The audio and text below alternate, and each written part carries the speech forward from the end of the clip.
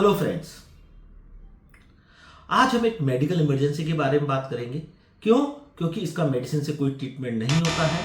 या तो आपको मैन्युअली इसको रिडक्शन करना पड़ता है या फिर सर्जरी करनी पड़ती है। वो क्या कंडीशन है? पैराफाइमोसिस। जैसा कि फाइमोसिस होता है, उसी का एक दूसरी बीमारी होती है पैराफाइमोसिस। पैराफाइमोसिस क्या होता है, क्या उसके कारण होते हैं, घर पे कैसे उसको आप ठीक कर सकते हैं, और डॉक्टर के पास जाएंगे तो डॉक्टर से कैसे ठीक करेंगे, क्या ऑपरेशन लग सकता है, उसी के बारे में डिटेल में बात करेंगे। इसलिए इस वीडियो को लास्ट तक देखिए, ताकि अगर आपको पैराफाइमोसिस जैसी प्रॉब्लम हुई है तो उसको आप कैसे रिडक्शन कर सकते हैं। मैं doctor Mukesh Kumar Vijay, senior consultant urologist and endologist in Kolkata. मैं कोलकाता में Hill Care Super Speciality Private Limited Bhawanipur में प्रैक्टिस करता हूं। चलिए बात करते हैं पैराफाइमोसिस के बारे में। पैराफाइमोसिस क्या होता है? फाइमोसिस में क्या होता है कि आपके का जो फोर स्किन का जो आगे का अपर्चर होता है, जिसे हम रिंग बोलते हैं, फोर स्किन रिंग बोलते हैं, वो टाइट होती है। स्किन इजीली ग्लांस जो आपका पेनिस का टॉप होता है उसके पीछे नहीं जा पाती है और खुल के पीछे नहीं आ पाती है। उसके कई कारण होते हैं। बच्चों में टाइट हो सकता है, आपको कोई इन्फेक्शन हुआ है, जहां आपको कट लग गया है, स्कार की वजह से वो टाइट हो जाती है। कई पेशेंट में डायबिटीज की वजह से उसका फोर स्किन का इन्फेक्शन होता है, जिसे बैलोनोपोस्टाइटिस बोलते हैं, उसकी वजह से टाइट हो जाती है। तो स्किन जब ग्लास पेनिस के पीछे जाके अटक जाती है और आगे की तरफ नहीं आती है, तो वहां पे एक बैलून की जैसे पानी भर के इडिमा होके फूल जाता है, जिसे हम पैराफाइमोसिस कहते हैं। तो ये तो समझ गए पैराफाइमोसिस क्या हुआ? जब आपका फोर स्किन पीछे जाके अटक गया है, आगे नहीं आ रहा है और वहां एक स्वेलिंग हो गई है, उसको हम पैराफाइमोसिस कहते हैं।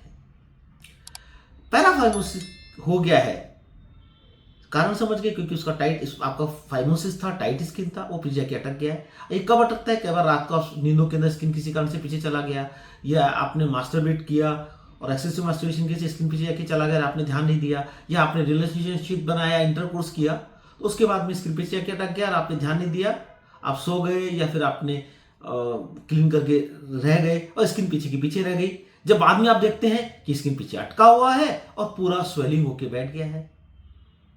तो इनिशियली क्या होता है, लोग किसी से बात नहीं करते हैं क्योंकि शाई होते हैं, इन चीज़ों के बारे में किसी से बात नहीं करते हैं, और कई बार गूगल देखना, यूट्यूब देखना उनके में टाइम नष्ट कर देते हैं, और तो उसकी वजह से काफ़ी कॉम्प्लिकेशन हो जाते हैं। वो स्वेलिंग होकर रिंग बना के वहाँ कालापन स्टार्ट कर देता है, आपका ग्लांस पेनिस को काला कर देता है, जिसे स्चिबिक चेंजेस कहते हैं। और कभी कभी तो इतना सीवियर कंडीशन चला जाता है कि आपको थोड़ा पेनिस का हिस्सा काटना पड़ जाता है।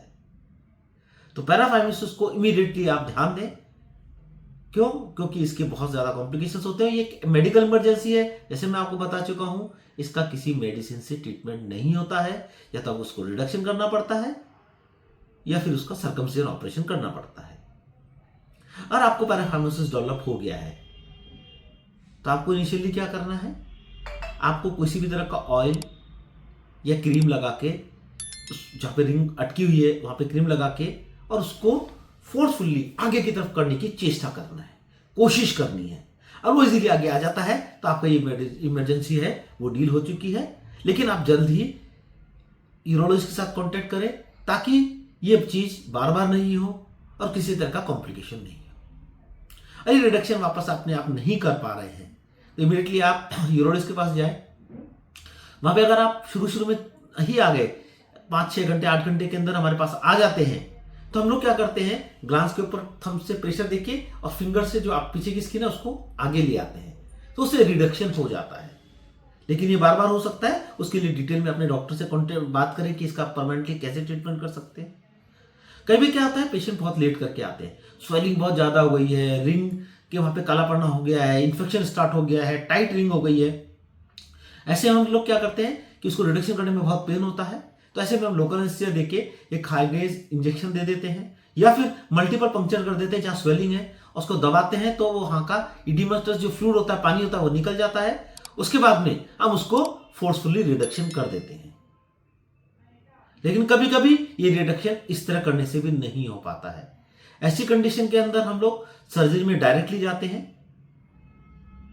सर्जरी क्या होती है, एक डोर्सल स्लिट होता है, इसमें ऊपरी तरफ एक कट लगा देते हैं, स्किन को इजीली आगे कर देते हैं। लेकिन उसके बाद में पेरिस का जो दिखने में होता है बहुत खराब दिखता है, कॉस्मेटिकली अच्छा नहीं होता है। तो ऐसा केवल उन पेशेंट में करते हैं जिसका हम कोई सर्जरी नहीं कर सकते, ओटी भी नहीं ले सकते, या जिनकी उम्र 50, 60, 70 से ज्यादा की है, ऐसे पैराफिमोसिस पेशेंट के अंदर डोर्सल स्लिट करके उसको ठीक करते हैं।